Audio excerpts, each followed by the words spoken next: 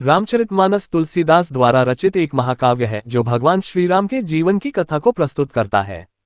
इसका दूसरा कांड है अयोध्या कांड, जो अत्यंत भावनात्मक, नीतिपूर्ण और करुणापूर्ण घटनाओं से भरा हुआ है।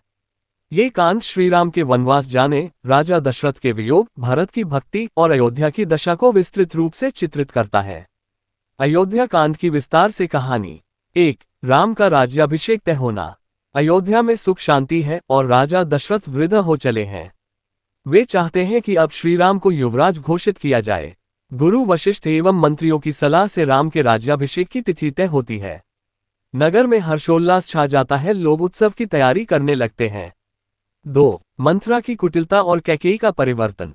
कैकेयी की दासी मंथरा राम के अभिषेक की सूचना सुनकर क्रोधित होती है और कैकेयी के मन में विष घोलती है।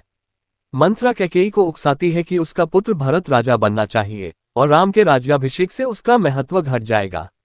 धीरे धीरे कैकेयी भ्रमित होकर क्रोधित होती है और कोपभवन में चली जाती है। 3. कैकेयी द्वारा 2 वरदान मांगना। राजा दशरथ जब कैकेयी को मनाने कोपभवन जाते हैं तो वह उन्हें उनके पुराने वचन याद दिलाती है। कैकेयी 2 वरदान मांगती है। 1. भरत को अयोध्या का राजा बनाया जाए। 2. राम को 14 वर्ष का वनवास दिया जाए। ये सुनकर दशरथ स्तब्ध और शोकाकुल हो जाते हैं, लेकिन वचन से बंधे राजा इसे टाल नहीं पाते।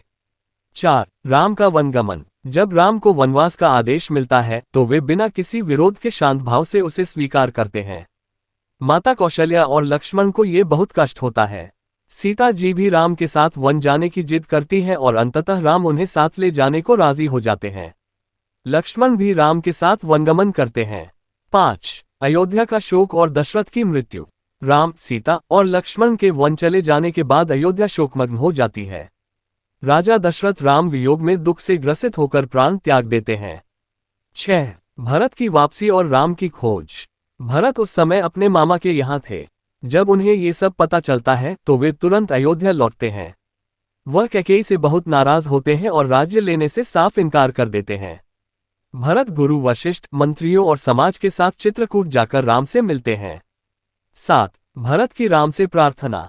भरत श्रीराम से आग्रह करते हैं कि वे लौटकर अयोध्या के राजा बने। श्रीराम पिता के वचन का पालन करने की बात कहते हैं और वनवास पूरा करने का निश्चय करते हैं। अंत में भरत श्रीराम की खड़ाव चरणपादुका लेकर अयोध्या लौटते हैं और उन्हें सिंहासन पर रखकर नंदीग्राम में रहकर राज्य का संचालन करते हैं। एंड निष्कर्ष। अयोध्या कांड त्याग, वचन पालन, मातृपुत्र प्रेम, भ्रातृप्रेम और धर्म के आदर्शों का श्रेष्ठ उदाहरण है। इसमें हर पात्र राम, सीता, लक्ष्मण, भरत, दशरथ सभी किसी न किसी रूप में आदर्श प्रस्तुत करते हैं। ये कांड पाठक के मन में गहरी भावनात्मक छाप छोड़ता है। अगर आपको यह वीडियो जानकारीपूर्ण लगा हो तो लाइक और सब्सक्राइब करें और अपने दोस्तों को शेयर करते हुए एक अच्छा सा कमेंट भी जरूर करें।